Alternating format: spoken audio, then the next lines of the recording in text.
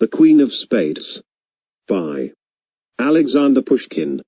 The Queen of Spades is a short story with supernatural elements by Alexander Pushkin about human avarice. Pushkin wrote the story in autumn 1833 in Boldino, and it was first published in the literary magazine Biblioteka dlya chteniya in March 1834. Plot summary. Hermann, an ethnic German, is an officer of the engineers in the Imperial Russian Army. He constantly watches the other officers gamble, but never plays himself. One night, Tomsky tells a story about his grandmother, an elderly countess. Many years ago, in France, she lost a fortune at faro, and then won it back with the secret of the 3 winning cards, which she learned from the notorious Count of Saint-Germain. Hermann becomes obsessed with obtaining the secret. The Countess, who is now 87 years old, has a young ward, Lizaveta Ivanovna. Hermann sends love letters to Lizaveta, and persuades her to let him into the house. There Hermann accosts the Countess, demanding the secret. She first tells him that story was a joke. But Hermann refuses to believe her. He repeats his demands, but she does not speak. He draws a pistol and threatens her, and the old lady dies of fright. Hermann then flees to the apartment of Lizaveta in the same building.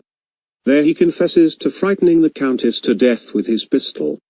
He defends himself by saying that the pistol was not loaded. He escapes from the house with the aid of Lizaveta, who is disgusted to learn that his professions of love were a mask for greed. Hermann attends the funeral of the Countess, and is terrified to see the Countess open her eyes in the coffin and look at him. Later that night, the ghost of the Countess appears.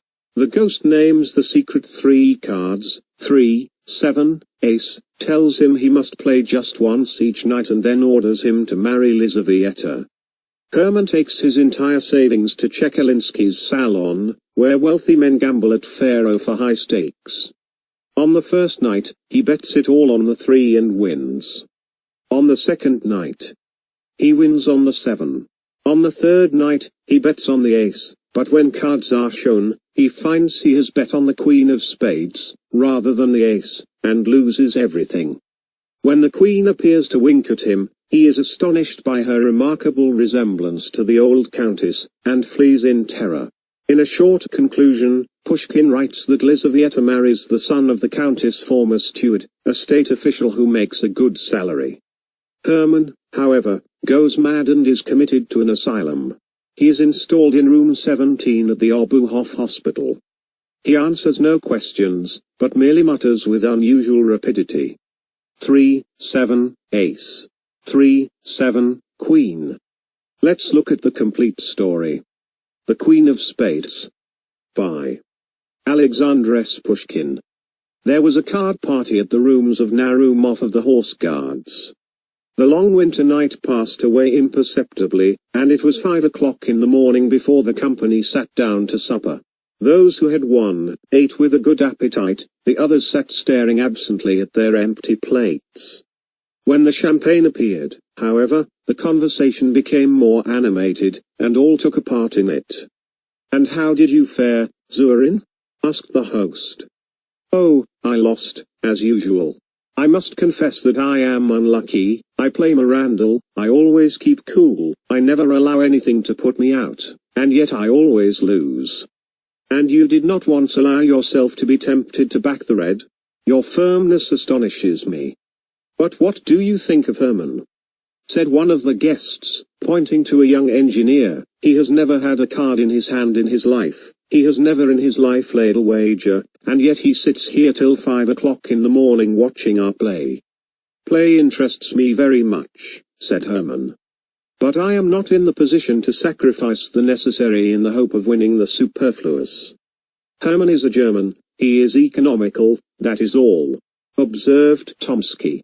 "But if there is one person that I cannot understand, it is my grandmother, the Countess Anna Fedotovna." "How so?" inquired the guests. "I cannot understand," continued Tomsky, "how it is that my grandmother does not punt." "What is there remarkable about an old lady of 80 not punting?" said Narumov. "Then you do not know the reason why?" "No, really, Haven't the faintest idea. Oh. Then listen. About 60 years ago, my grandmother went to Paris, where she created quite a sensation. People used to run after her to catch a glimpse of the Muscovite Venus. Richelieu made love to her, and my grandmother maintains that he almost blew out his brains in consequence of her cruelty. At that time ladies used to play at faro. On one occasion at the court, she lost a very considerable sum to the Duke of Orleans. On returning home, my grandmother removed the patches from her face, took off her hoops, informed my grandfather of her loss at the gaming table, and ordered him to pay the money.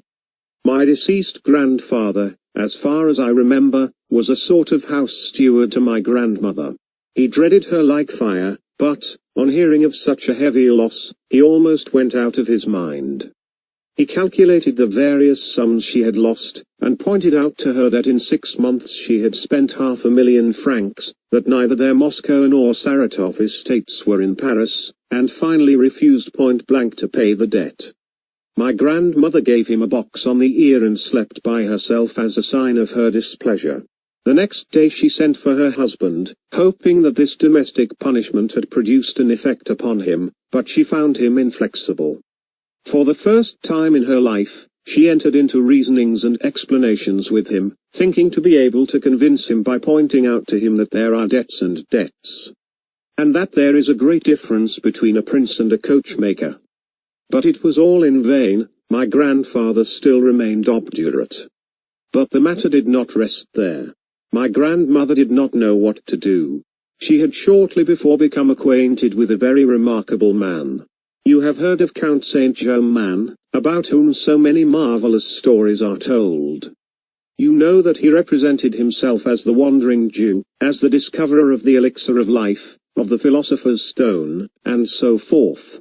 Some laughed at him as a charlatan, but Casanova, in his memoirs, says that he was a spy. But be that as it may, Saint-Germain, in spite of the mystery surrounding him, was a very fascinating person, and was much sought after in the best circles of society. Even to this day my grandmother retains an affectionate recollection of him, and becomes quite angry if anyone speaks disrespectfully of him. My grandmother knew that Saint-Germain had large sums of money at his disposal. She resolved to have recourse to him, and she wrote a letter to him asking him to come to her without delay. The queer old man immediately waited upon her and found her overwhelmed with grief. She described to him in the blackest colors the barbarity of her husband, and ended by declaring that her whole hope depended upon his friendship and amiability. Saint-Germain reflected. "I could advance you the sum you want," said he, "but I know that you would not rest easy until you had paid me back, and I should not like to bring fresh troubles upon you. But there is another way of getting out of your difficulty. You can win back your money." "But, my dear Count," replied my grandmother, "I tell you that I haven't any money left." "Money is not necessary," replied Saint-Germain, "be pleased to listen to me." Then he revealed to her a secret, for which each of us would give a good deal. The young officers listened with increased attention. Tomsky lit his pipe, puffed away for a moment and then continued. "That same evening my grandmother went to Versailles to the Jeu de la Reine. The Duke of Orleans kept the bank. My grandmother excused herself in an offhand manner for not having yet paid her debt, by inventing some little story, and then began to play against him. She chose 3 cards and played them one after the other. All 3 won sonica, said of a card when it wins or loses in the quickest possible time, and my grandmother recovered every farthing that she had lost. "Mere chance," said one of the guests. "A tale," observed Herman. "Perhaps they were marked cards," said a third. "I do not think so," replied Tomsky gravely. "What?" said Narumov. "You have a grandmother who knows how to hit upon 3 lucky cards in succession, and you have never yet succeeded in getting the secret of it out of her?" "That's the deuce of it," replied Tomsky. "She had 4 sons, one of whom was my father. All 4 were determined gamblers, and yet not to one of them did she ever reveal her secret. Although it would not have been a bad thing either for them or for me. But this is what I heard from my uncle, Count Ivan Ilyich, and he assured me, on his honor, that it was true.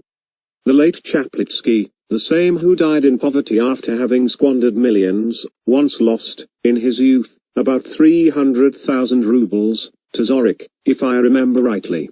He was in despair. My grandmother, who was always very severe upon the extravagance of young men, took pity, however, upon Chaplitsky. She gave him 3 cards, telling him to play them one after the other, at the same time exacting from him a solemn promise that he would never play at cards again as long as he lived. Chaplitsky then went to his victorious opponent, and they began a fresh game. On the first card he staked 50,000 rubles and won sonika. He doubled the stake and won again, till at last, by pursuing the same tactics, he won back more than he had lost. But it is time to go to bed, it is 5:45 already. And indeed it was already beginning to dawn. The young men emptied their glasses and then took leave of each other. The old Countess A. was seated in her dressing room in front of her looking-glass. 3 waiting maids stood around her. One held a small pot of rouge, another a box of hairpins, and the third a tall can with bright red ribbons. The Countess had no longer the slightest pretensions to beauty, but she still preserved the habits of her youth, dressed in strict accordance with the fashion of 70 years before, and made as long and as careful a toilette as she would have done 60 years previously. Near the window, at an embroidery frame, sat a young lady, her ward. "Good morning, Grandmamma," said a young officer, entering the room. "Bonjour, Mademoiselle Lise. Grandmamma, I want to ask you something." "What is it, Paul?" "I want you to let me introduce one of my friends to you, and to allow me to bring him to the ball on Friday. Bring him direct to the ball and introduce him to me there. Were you at B's yesterday?" "Yes, everything went off very pleasantly, and dancing was kept up until 5 o'clock. How charming Yelitskaya was." "But, my dear, what is there charming about her? Isn't she like her grandmother, the Princess Daria Petrovna? By the way, she must be very old, the Princess Daria Petrovna." "How do you mean, old?" cried Tomsky thoughtlessly. "She died 7 years ago." The young lady raised her head and made a sign to the young officer. He then remembered that the old countess was never to be informed of the death of any of her contemporaries, and he bit his lips. But the old countess heard the news with the greatest indifference. "Dead," said she, "and I did not know it. We were appointed maids of honor at the same time, and when we were presented to the Empress." And the countess for the 100th time related to her grandson one of her anecdotes. "Come, Paul," said she, when she had finished her story, "help me to get up. Lizanka, where is my snuff-box?" And the countess with her 3 maids went behind a screen to finish her toilette. Tomsky was left alone with the young lady. "Who is the gentleman you wish to introduce to the countess?" asked Lizaveta Ivanovna in a whisper. "Narumov. Do you know him?" "No. Is he a soldier or a civilian?" "A soldier." "Is he in the engineers?" "No, in the cavalry." "What made you think that he was in the engineers?" The young lady smiled, but made no reply. "Paul," cried the countess from behind the screen, "send me some new novel, only pray don't let it be one of the present-day style." "What do you mean, grandmother?" "That is, a novel, in which the hero strangles neither his father nor his mother, and in which there are no drowned bodies. I have a great horror of drowned persons. There are no such novels nowadays. Would you like a Russian one?" "Are there any Russian novels? Send me one, my dear, pray send me one." "Goodbye, grandmother, I am in a hurry." "Goodbye, Lizaveta Ivanovna. What made you think that Narumov was in the engineers?" And Tomsky left the boudoir. Lizaveta Ivanovna was left alone. She laid aside her work and began to look out of the window. A few moments afterwards, at a corner house on the other side of the street, a young officer appeared. A deep blush covered her cheeks. She took up her work again and bent her head down over the frame. At the same moment the countess returned completely dressed. "Order the carriage, Lizaveta," said she, we will go out for a drive. Lizaveta arose from the frame and began to arrange her work. What is the matter with you, my child, are you deaf? Cried the countess. Order the carriage to be got ready at once. I will do so this moment, replied the young lady, hastening into the anteroom. A servant entered and gave the countess some books from Prince Paul Alexandrovich.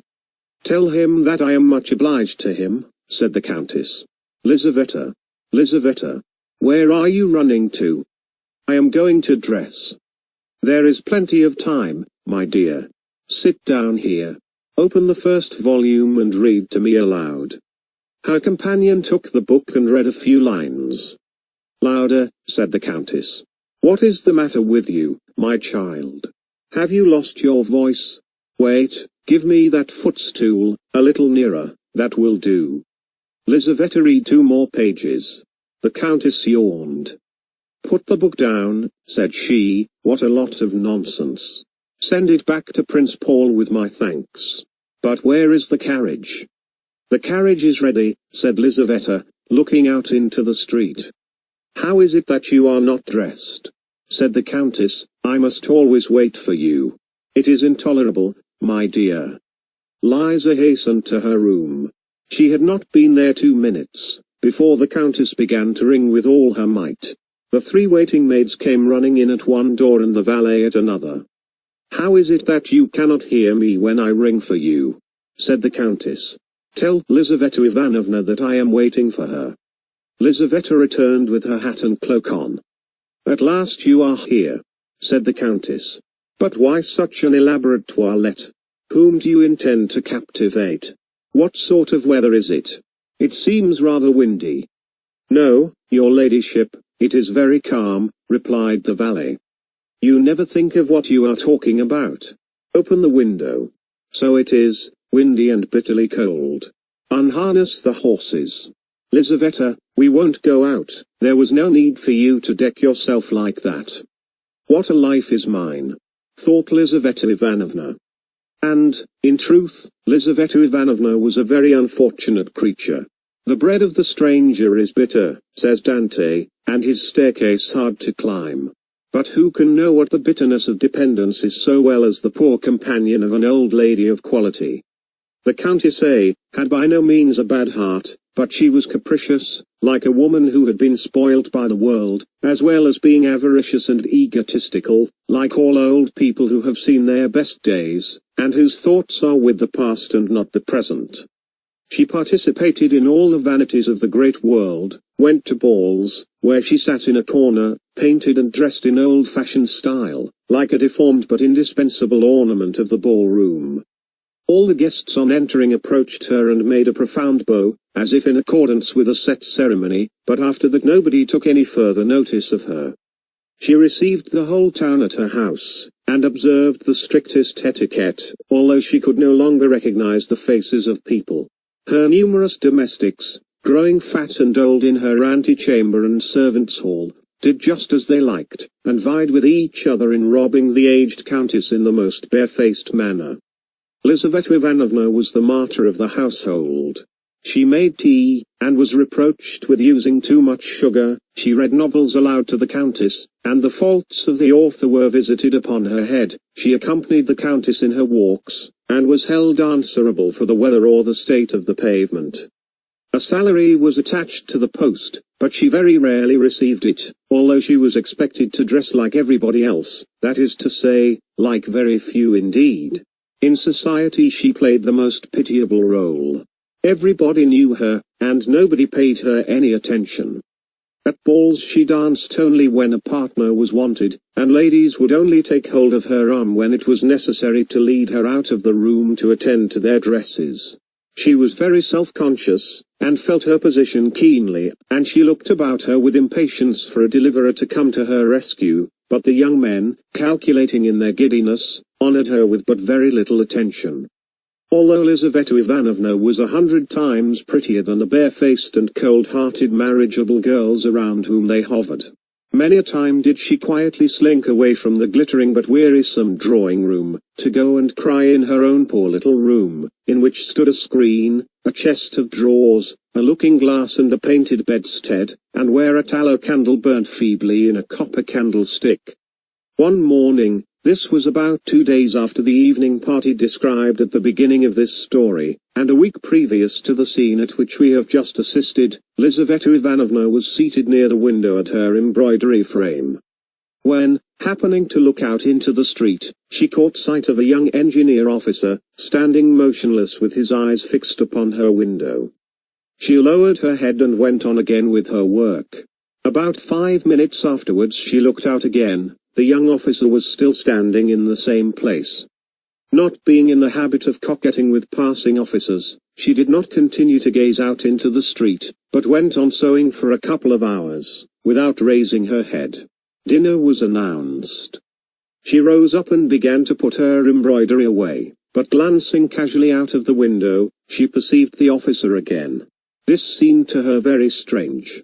After dinner she went to the window with a certain feeling of uneasiness, but the officer was no longer there, and she thought no more about him. A couple of days afterwards, just as she was stepping into the carriage with the Countess, she saw him again. He was standing close behind the door, with his face half concealed by his fur collar. But his dark eyes sparkled beneath his cap. Lizaveta felt alarmed, though she knew not why, and she trembled as she seated herself in the carriage. On returning home, she hastened to the window. The officer was standing in his accustomed place, with his eyes fixed upon her.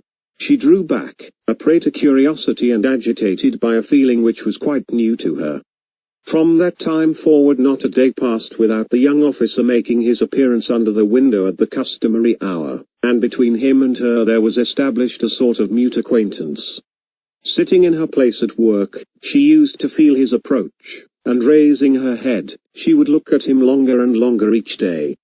The young man seemed to be very grateful to her. She saw with the sharp eye of youth, how a sudden flush covered his pale cheeks each time that their glances met. After about a week she commenced to smile at him. When Tomsky asked permission of his grandmother the Countess to present one of his friends to her, the young girl's heart beat violently. But hearing that Narumov was not an engineer, she regretted that by her thoughtless question, she had betrayed her secret to the volatile Tomsky. Hermann was the son of a German who had become a naturalized Russian, and from whom he had inherited a small capital. Being firmly convinced of the necessity of preserving his independence, Hermann did not touch his private income, but lived on his pay, without allowing himself the slightest luxury. Moreover, he was reserved and ambitious, and his companions rarely had an opportunity of making merry at the expense of his extreme parsimony. He had strong passions and an ardent imagination, but his firmness of disposition preserved him from the ordinary errors of young men. Thus, though a gamester at heart, he never touched a card, for he considered his position did not allow him, as he said, to risk the necessary in the hope of winning the superfluous, yet he would sit for nights together at the card table and follow with feverish anxiety the different turns of the game. The story of the 3 cards had produced a powerful impression upon his imagination, and all night long he could think of nothing else. If, he thought to himself the following evening, as he walked along the streets of St. Petersburg, if the old Countess would but reveal her secret to me, if she would only tell me the names of the 3 winning cards, why should I not try my fortune? I must get introduced to her and win her favor, become her lover. But all that will take time, and she is 87 years old. She might be dead in a week, in a couple of days even. But the story itself, can it really be true? No. Economy, temperance and industry, those are my 3 winning cards. By means of them I shall be able to double my capital, increase it 7-fold, and procure for myself ease and independence. Musing in this manner, he walked on until he found himself in one of the principal streets of St. Petersburg, in front of a house of antiquated architecture. The street was blocked with equipages. Carriages one after the other drew up in front of the brilliantly illuminated doorway. At one moment there stepped out onto the pavement the well-shaped little foot of some young beauty, at another the heavy boot of a cavalry officer, and then the silk stockings and shoes of a member of the diplomatic world. Furs and cloaks passed in rapid succession before the gigantic porter at the entrance. Herman stopped. "Whose house is this?" he asked of the watchman at the corner. "The Countess Spades," replied the watchman. Herman started. The strange story of the three cards again presented itself to his imagination. He began walking up and down before the house, thinking of its owner and her strange secret. Returning late to his modest lodging, he could not go to sleep for a long time, and when at last he did doze off, he could dream of nothing but cards, green tables, piles of banknotes and heaps of ducats. He played one card after the other, winning uninterruptedly, and then he gathered up the gold and filled his pockets with the notes. When he woke up late the next morning, he sighed over the loss of his imaginary wealth, and then sallying out into the town, he found himself once more in front of the Countess's residence. Some unknown power seemed to have attracted him thither. He stopped and looked up at the windows. At one of these he saw a head with luxuriant black hair, which was bent down probably over some book or an embroidery frame. The head was raised. Herman saw a fresh complexion and a pair of dark eyes. That moment decided his fate. Lizaveta Ivanovna had scarcely taken off her hat and cloak, when the Countess sent for her and again ordered her to get the carriage ready. The vehicle drew up before the door, and they prepared to take their seats. Just at the moment when two footmen were assisting the old lady to enter the carriage, Lizaveta saw her engineer standing close beside the wheel. He grasped her hand, alarm caused her to lose her presence of mind, and the young man disappeared, but not before he had left a letter between her fingers. She concealed it in her glove, and during the whole of the drive she neither saw nor heard anything. It was the custom of the Countess, when out for an airing in her carriage, to be constantly asking such questions as, "Who was that person that met us just now? What is the name of this bridge? What is written on that signboard?" On this occasion, however, Lizaveta returned such vague and absurd answers, that the Countess became angry with her. "What is the matter with you, my dear?" she exclaimed. "Have you taken leave of your senses, or what is it? Do you not hear me or understand what I say? Heaven be thanked, I am still in my right mind and speak plainly enough."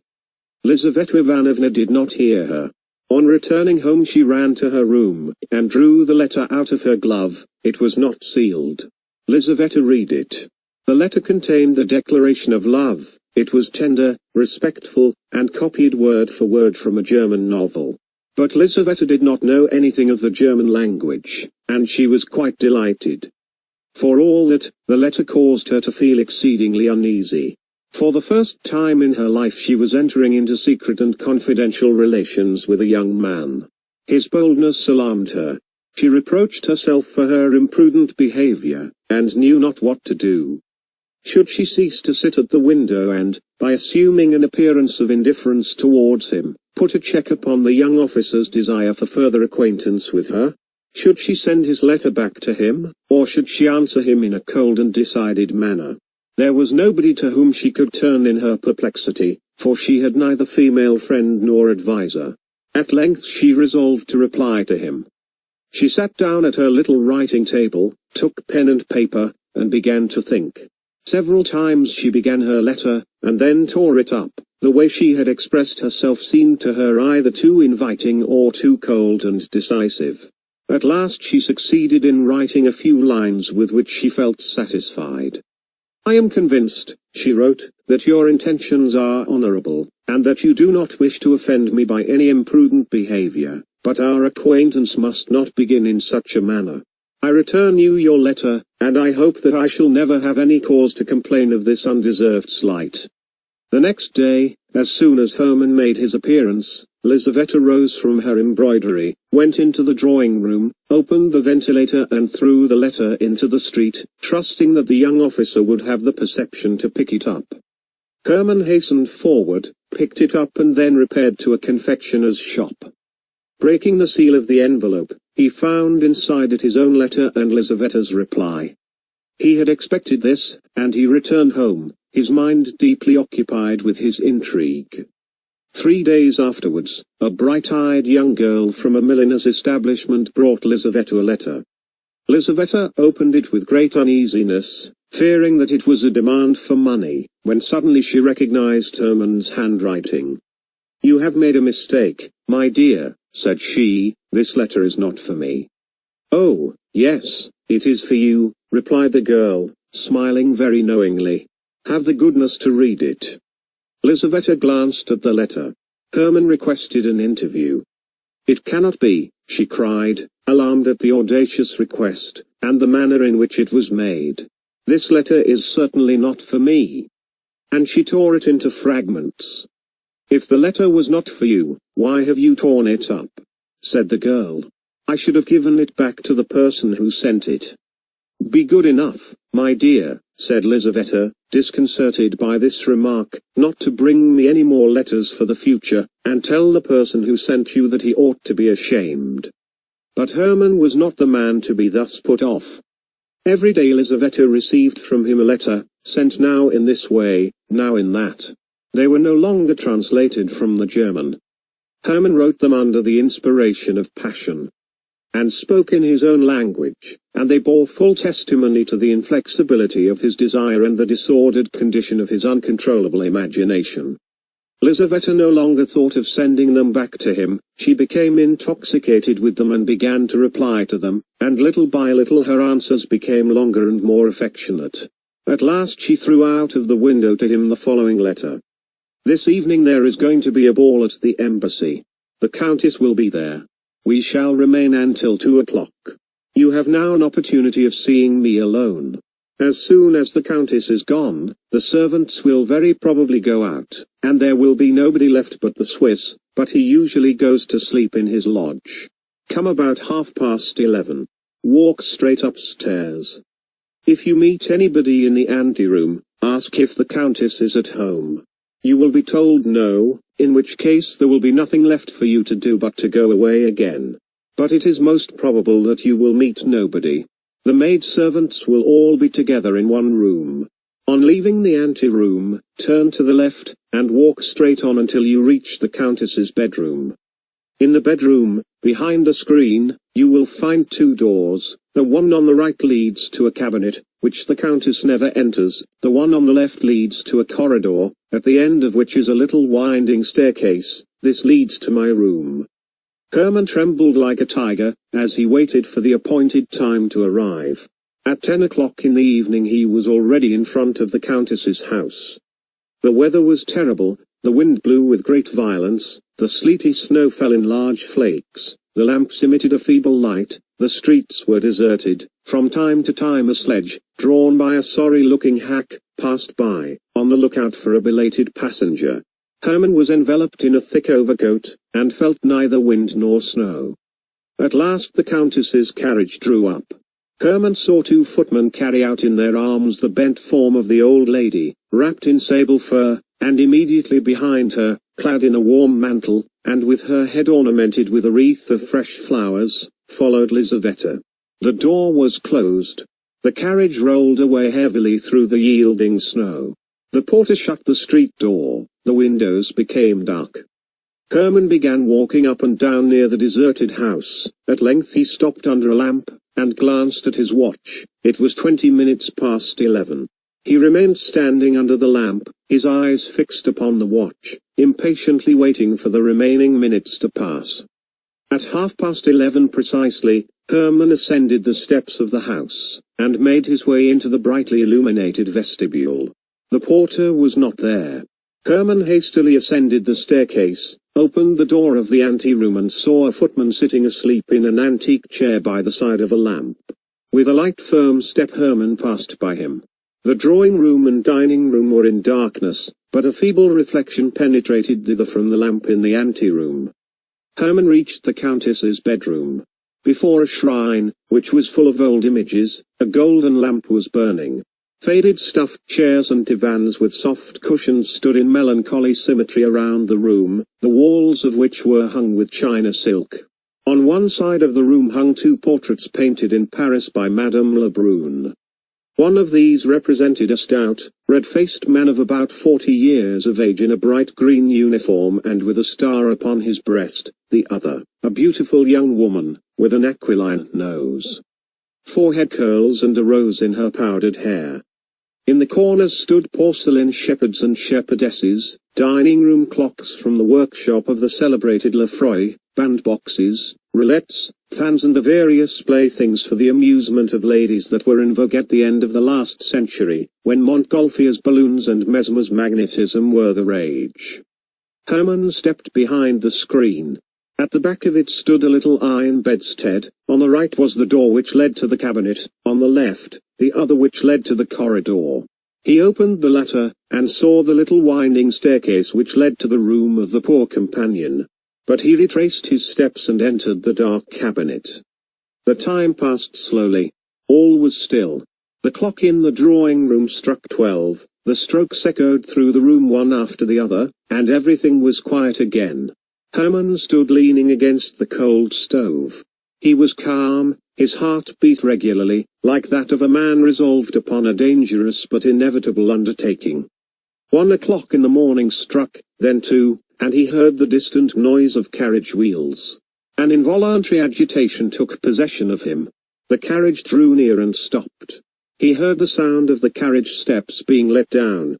All was bustle within the house.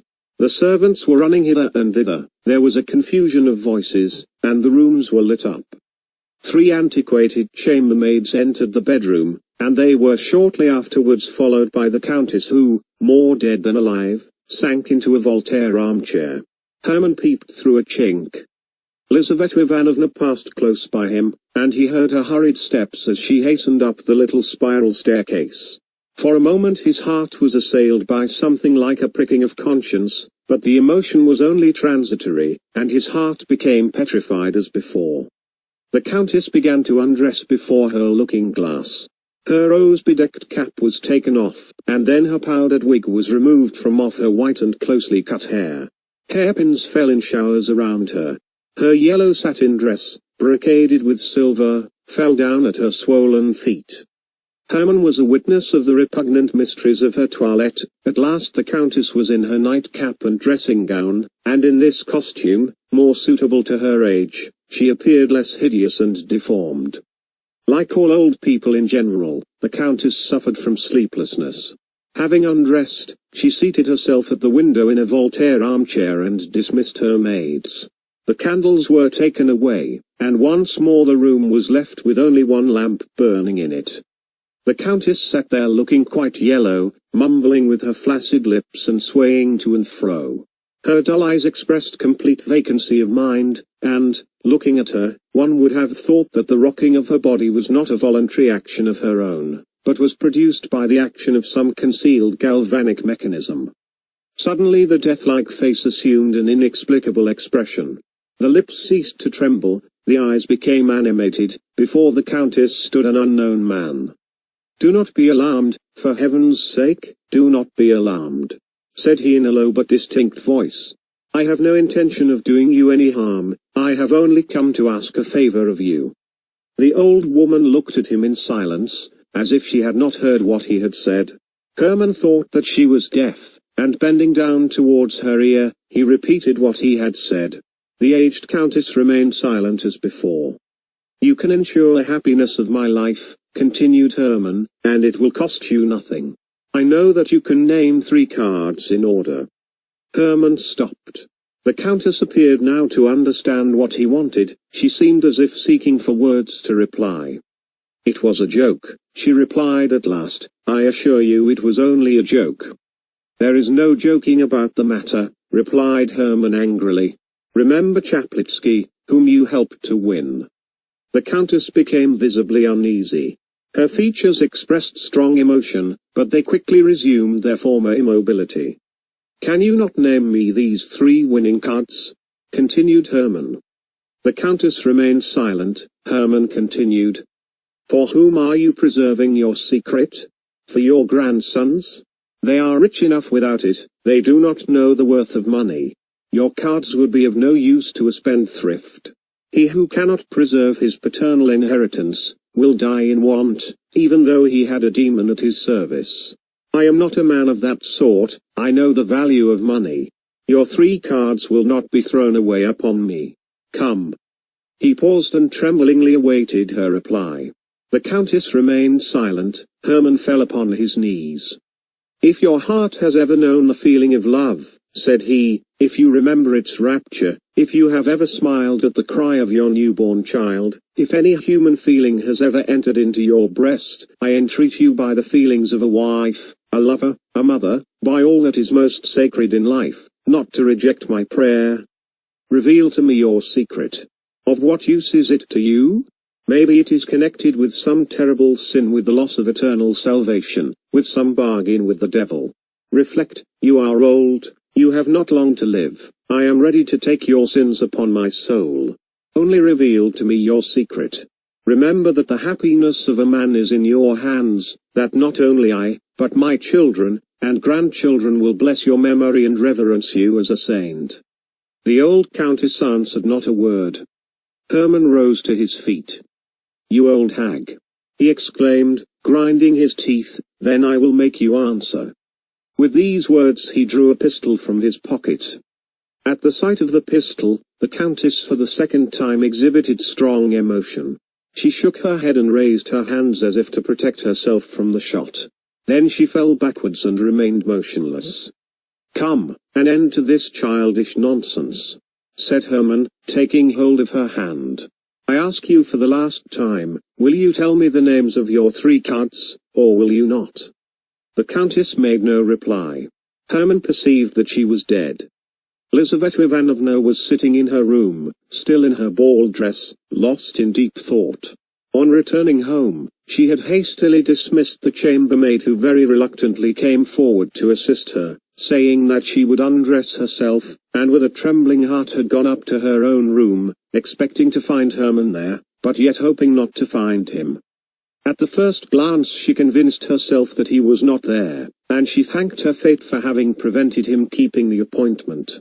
She sat down without undressing, and began to recall to mind all the circumstances which in so short a time had carried her so far. It was not 3 weeks since the time when she first saw the young officer from the window, and yet she was already in correspondence with him, and he had succeeded in inducing her to grant him a nocturnal interview. She knew his name only through his having written it at the bottom of some of his letters. She had never spoken to him, had never heard his voice, and had never heard him spoken of until that evening.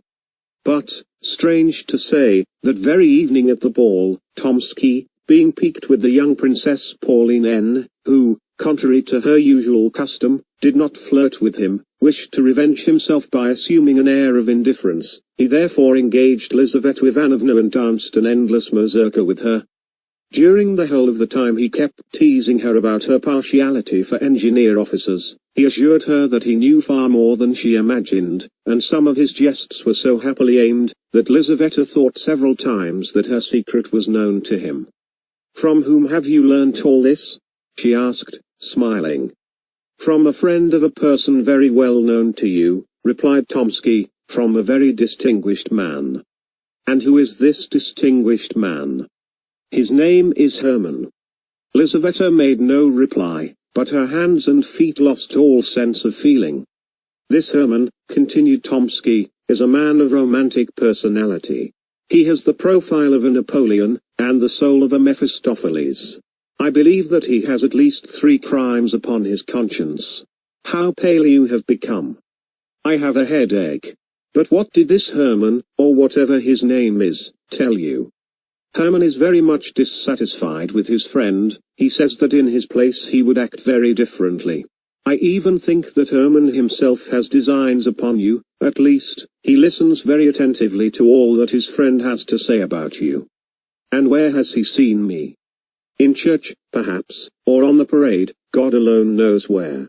It may have been in your room, while you were asleep, for there is nothing that he—" 3 ladies approaching him with the question, "Oubli ou regret?"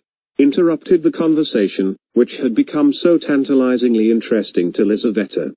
The lady chosen by Tomsky was the Princess Pauline herself.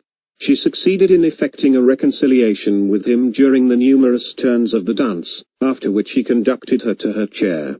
On returning to his place, Tomsky thought no more either of Hermann or Lizaveta. She longed to renew the interrupted conversation, but the mazurka came to an end, and shortly afterwards the old countess took her departure. Tomsky's words were nothing more than the customary small talk of the dance, but they sank deep into the soul of the young dreamer. The portrait, sketched by Tomsky, coincided with the picture she had formed within her own mind, and thanks to the latest romances, the ordinary countenance of her admirer became invested with attributes capable of alarming her and fascinating her imagination at the same time. She was now sitting with her bare arms crossed and with her head, still adorned with flowers, sunk upon her uncovered bosom. Suddenly the door opened and Hermann entered. She shuddered. "Where were you?" she asked in a terrified whisper. "In the old countess's bedroom," replied Hermann. "I have just left her. The countess is dead." "My God! What do you say?" "And I am afraid," added Hermann, "that I am the cause of her death." Lizaveta looked at him, and Tomsky's words found an echo in her soul. This man has at least 3 crimes upon his conscience. Hermann sat down by the window near her, and related all that had happened. Lizaveta listened to him in terror. So all those passionate letters, those ardent desires, this bold obstinate pursuit, all this was not love. Money, that was what his soul yearned for. She could not satisfy his desire and make him happy. The poor girl had been nothing but the blind tool of a robber, of the murderer of her aged benefactress. She wept bitter tears of agonized repentance. Hermann gazed at her in silence. His heart, too, was a prey to violent emotion, but neither the tears of the poor girl, nor the wonderful charm of her beauty, enhanced by her grief, could produce any impression upon his hardened soul. He felt no pricking of conscience at the thought of the dead old woman. One thing only grieved him, the irreparable loss of the secret from which he had expected to obtain great wealth. "You are a monster," said Lizaveta at last. "I did not wish for her death," replied Hermann. "My pistol was not loaded." Both remained silent. The day began to dawn. Lizaveta extinguished her candle, a pale light illumined her room. She wiped her tear-stained eyes and raised them towards Hermann. He was sitting near the window, with his arms crossed and with a fierce frown upon his forehead. In this attitude he bore a striking resemblance to the portrait of Napoleon. This resemblance struck Lizaveta even. "How shall I get you out of the house?" said she at last. "I thought of conducting you down the secret staircase, but in that case it would be necessary to go through the countess's bedroom, and I am afraid. Tell me how to find this secret staircase, I will go alone." Lizaveta arose, took from her drawer a key, handed it to Hermann and gave him the necessary instructions. Hermann pressed her cold, limp hand, kissed her bowed head, and left the room. He descended the winding staircase, and once more entered the countess's bedroom. The dead old lady sat as if petrified, her face expressed profound tranquillity. Hermann stopped before her, and gazed long and earnestly at her, as if he wished to convince himself of the terrible reality. At last he entered the cabinet, felt behind the tapestry for the door, and then began to descend the dark staircase, filled with strange emotions. Down this very staircase, thought he, perhaps coming from the very same room, and at this very same hour 60 years ago, there may have glided, in an embroidered coat, with his hair dressed a oiseau royal and pressing to his heart his 3-cornered hat, some young gallant, who has long been mouldering in the grave, but the heart of his aged mistress has only today ceased to beat. At the bottom of the staircase Hermann found a door, which he opened with a key, and then traversed a corridor which conducted him into the street. 3 days after the fatal night, at 9 o'clock in the morning, Hermann repaired to the convent of where the last honors were to be paid to the mortal remains of the old countess. Although feeling no remorse, he could not altogether stifle the voice of conscience, which said to him, "You are the murderer of the old woman." In spite of his entertaining very little religious belief, he was exceedingly superstitious, and believing that the dead countess might exercise an evil influence on his life, he resolved to be present at her obsequies in order to implore her pardon. The church was full. It was with difficulty that Hermann made his way through the crowd of people. The coffin was placed upon a rich catafalque beneath a velvet baldachin. The deceased countess lay within it, with her hands crossed upon her breast, with a lace cap upon her head and dressed in a white satin robe. Around the catafalque stood the members of her household, the servants in black kaftans, with armorial ribbons upon their shoulders, and candles in their hands, the relatives, children, grandchildren, and great-grandchildren, in deep mourning. Nobody wept. Tears would have been an affectation. The countess was so old, that her death could have surprised nobody, and her relatives had long looked upon her as being out of the world. A famous preacher pronounced the funeral sermon. In simple and touching words he described the peaceful passing away of the righteous, who had passed long years in calm preparation for a Christian end. The angel of death found her, said the orator, engaged in pious meditation and waiting for the midnight bridegroom. The service concluded amidst profound silence. The relatives went forward first to take farewell of the corpse. Then followed the numerous guests, who had come to render the last homage to her who for so many years had been a participator in their frivolous amusements. After these followed the members of the countess's household. The last of these was an old woman of the same age as the deceased. Two young women led her forward by the hand. She had not strength enough to bow down to the ground, she merely shed a few tears and kissed the cold hand of her mistress. Hermann now resolved to approach the coffin. He knelt down upon the cold stones and remained in that position for some minutes. At last he arose, as pale as the deceased countess herself. He ascended the steps of the catafalque and bent over the corpse. At that moment it seemed to him that the dead woman darted a mocking look at him and winked with one eye. Hermann started back, took a false step and fell to the ground. Several persons hurried forward and raised him up. At the same moment Lizaveta Ivanovna was borne fainting into the porch of the church. This episode disturbed for some minutes the solemnity of the gloomy ceremony. Among the congregation arose a deep murmur, and a tall thin chamberlain, a near relative of the deceased, whispered in the ear of an Englishman who was standing near him, that the young officer was a natural son of the countess, to which the Englishman coldly replied, "Oh." During the whole of that day, Hermann was strangely excited. Repairing to an out-of-the-way restaurant to dine, he drank a great deal of wine, contrary to his usual custom, in the hope of deadening his inward agitation. But the wine only served to excite his imagination still more. On returning home, he threw himself upon his bed without undressing, and fell into a deep sleep. When he woke up it was already night, and the moon was shining into the room. He looked at his watch, it was 2:45. Sleep had left him. He sat down upon his bed and thought of the funeral of the old countess. At that moment somebody in the street looked in at his window, and immediately passed on again. Hermann paid no attention to this incident. A few moments afterwards he heard the door of his anteroom open. Hermann thought that it was his orderly, drunk as usual, returning from some nocturnal expedition, but presently he heard footsteps that were unknown to him. Somebody was walking softly over the floor in slippers. The door opened, and a woman dressed in white entered the room. Hermann mistook her for his old nurse, and wondered what could bring her there at that hour of the night. But the white woman glided rapidly across the room and stood before him, and Hermann recognized the countess.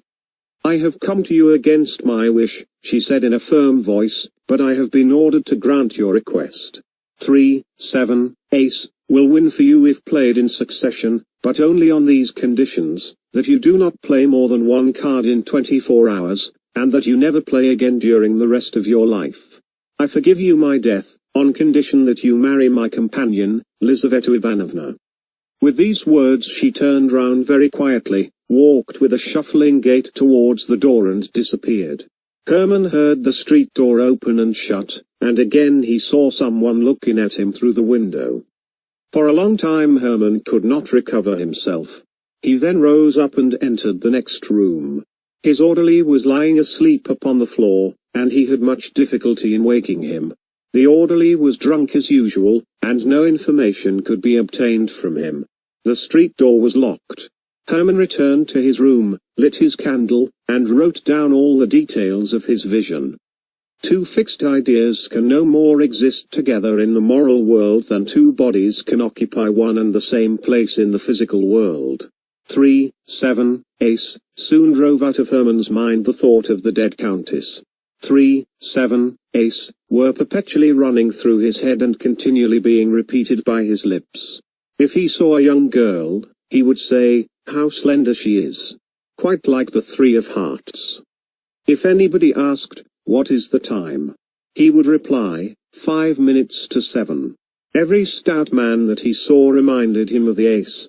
3, 7, ace haunted him in his sleep, and assumed all possible shapes.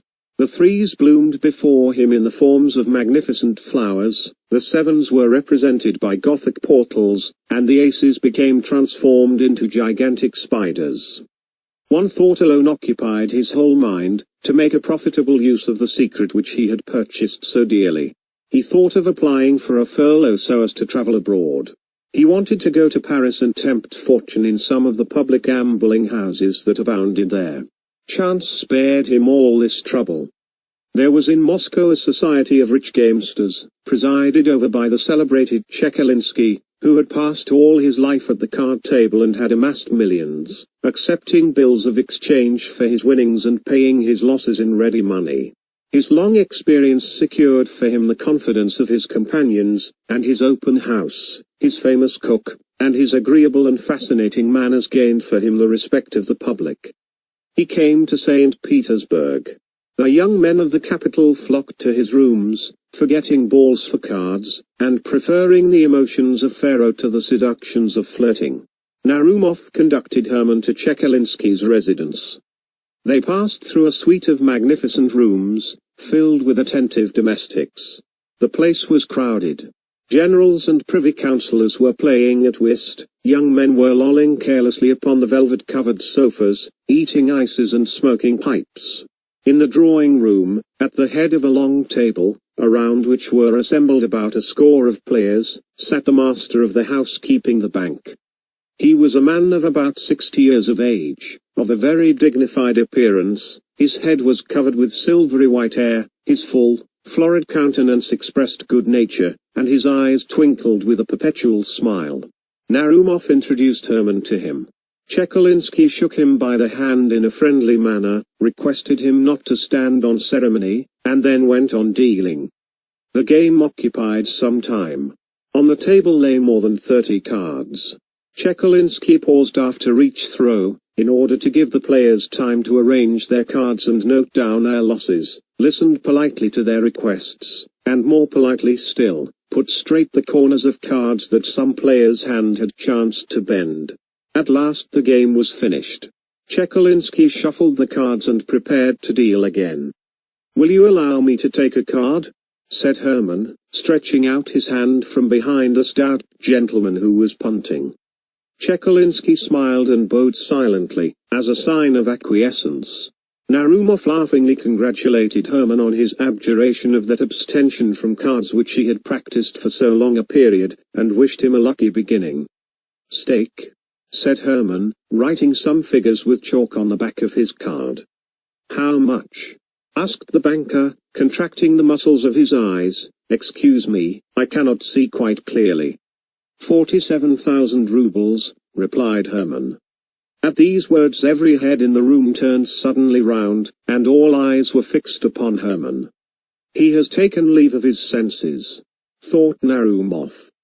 "Allow me to inform you," said Chekalinsky, with his eternal smile, "that you are playing very high. Nobody here has ever staked more than 275 rubles at once." "Very well," replied Herman, "but do you accept my card or not?" Chekalinsky bowed in token of consent. "I only wish to observe," said he, "that although I have the greatest confidence in my friends, I can only play against ready money. For my own part, I am quite convinced that your word is sufficient, but for the sake of the order of the game, and to facilitate the reckoning up, I must ask you to put the money on your card." Herman drew from his pocket a banknote and handed it to Chekalinsky, who, after examining it in a cursory manner, placed it on Herman's card. He began to deal. On the right a 9 turned up, and on the left a 3. "I have won," said Herman, showing his card.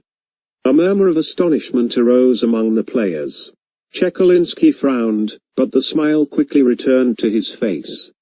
"Do you wish me to settle with you?" he said to Herman. "If you please," replied the latter. Chekalinsky drew from his pocket a number of banknotes and paid at once. Herman took up his money and left the table. Narumov could not recover from his astonishment. Herman drank a glass of lemonade and returned home. The next evening he again repaired to Chekalinsky's. The host was dealing. Herman walked up to the table. The punters immediately made room for him. Chekalinsky greeted him with a gracious bow. Herman waited for the next deal, took a card and placed upon it his 47,000 rubles, together with his winnings of the previous evening. Chekalinsky began to deal. A knave turned up on the right, a 7 on the left. Herman showed his 7. There was a general exclamation. Chekalinsky was evidently ill at ease, but he counted out the 94,000 rubles and handed them over to Herman, who pocketed them in the coolest manner possible and immediately left the house. The next evening Herman appeared again at the table. Everyone was expecting him. The generals and privy councillors left their whist in order to watch such extraordinary play. The young officers quitted their sofas, and even the servants crowded into the room. All pressed round Herman. The other players left off punting, impatient to see how it would end. Herman stood at the table and prepared to play alone against the pale, but still smiling Chekalinsky. Each opened a pack of cards. Chekalinsky shuffled. Herman took a card and covered it with a pile of banknotes. It was like a duel. Deep silence reigned around. Chekalinsky began to deal, his hands trembled. On the right a queen turned up, and on the left an ace. "Ace has won," cried Herman, showing his card. "Your queen has lost," said Chekalinsky, politely. Herman started. Instead of an ace, there lay before him the Queen of Spades. He could not believe his eyes, nor could he understand how he had made such a mistake. At that moment it seemed to him that the Queen of Spades smiled ironically and winked her eye at him. He was struck by her remarkable resemblance. "The old countess!" he exclaimed, seized with terror. Chekalinsky gathered up his winnings. For some time, Herman remained perfectly motionless. When at last he left the table, there was a general commotion in the room. "Splendidly punted," said the players. Chekalinsky shuffled the cards afresh, and the game went on as usual. Herman went out of his mind, and is now confined in room number 17 of the Obuhov Hospital. He never answers any questions, but he constantly mutters with unusual rapidity, 3, 7, ace. 3, 7, queen. Lizaveta Ivanovna has married a very amiable young man, a son of the former steward of the old countess. He is in the service of the state somewhere, and is in receipt of a good income. Lizaveta is also supporting a poor relative. Tomsky has been promoted to the rank of captain, and has become the husband of the Princess Pauline. End of the story. Thank you.